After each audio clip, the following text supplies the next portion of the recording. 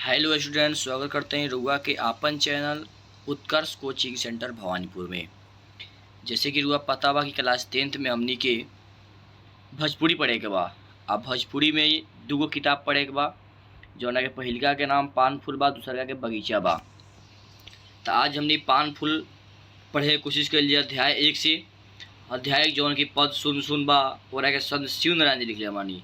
तो सबसे पहले हमनी संत शिव नारायण के बारे में पढ़े कोशिश करी जाए कि आखिर संत शिव नारायण के जन्म कब भई रहे और कहाँ भई रहे। तो आई लाइन बाई लाइन हमने पढ़ के और क्वेश्चन आंसर की तरफ भी चल जाए।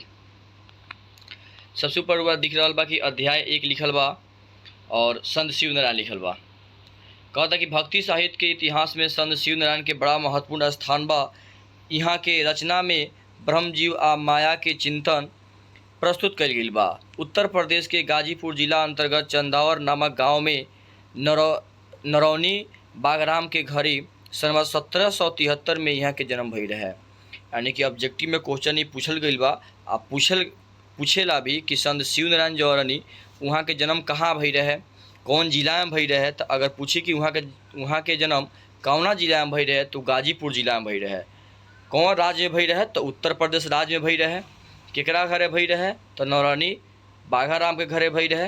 अगर पूछ सकता कि कौना गांव में भई रहे, संत शिव नारायण के जन्म कौना गांव में भई रहे तो चंदावर नामक गांव में भई रहे। ये भी पूछ सकता कि संत शिव नारायण के जन्म कौना सनमत में भई रहे तो 1773 में भई रहे।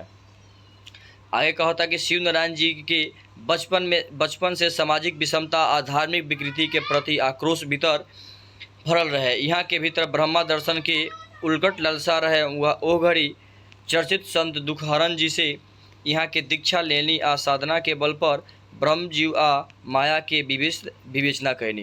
क्वेश्चन ये भी पूछ सकता ऑब्जेक्टिव में कि जौन संत शिव नारायण रहनी वहाँ के केकरा से दीक्षा ले रहनी तो वहाँ के संत दुखहरण से दीक्षा ले रहनी।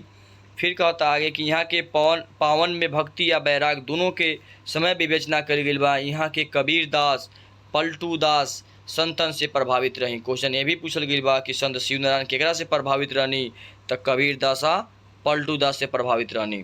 आगे कहता कि समाज के दलित आ उपेक्षित लोगन के बीच काफ़ी लोकप्रिय भइनी आ यहाँ के अनुयायी लोग शिव नारायणी संप्रदाय चला के यहाँ के सिद्धता के प्रचार प्रसार कैलक। क्वेश्चन ये भी पूछ सकता कि संत शिव नारायण के कौना अनुयायी से प्रचार प्रसार भई रहे तो संत शिव नारायणी प्रसार से यहाँ के प्रसार प्रचार भई रहे। कहता कि आजो ए संप्रदाय के लाखन शिष्य यहाँ के पद में भक्ति भाव से गावेला। संत शिव नारायण के पद में ब्रह्म डंबर के विरोध के आंतरिक साधना पर जोर दिहल गई बा। कहता ए संग्रह के संकलित पद में यहाँ के ओ ढोरी साधक से चेतना रखल बानी कि जब मन में विषय वासना ना छूटे तो झूठों के बैराग लेला से ओइसे प्राणघातक होई जाला। यानी कि संत शिव नारायण कहे के चाहतनी कि अगर जेकरा मन में जेकरा दिल में अगर विषय वासना ना छूटे ता अगर ओकरा से मोह माया अगर दिल के अंदर से नइखे भागत तो झूठों के बैराग लेले से कोनो फायदा नइखे। झूठों के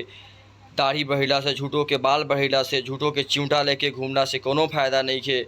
झूठों के साधु संत के रूप लेला से कोनो फायदा नइखे। जब तक अंदर दिल के अंदर से, जब भी मन के अंदर से विषय वासना ना छूटे तब तक बैराग लेला से कोनो फायदा नइखे।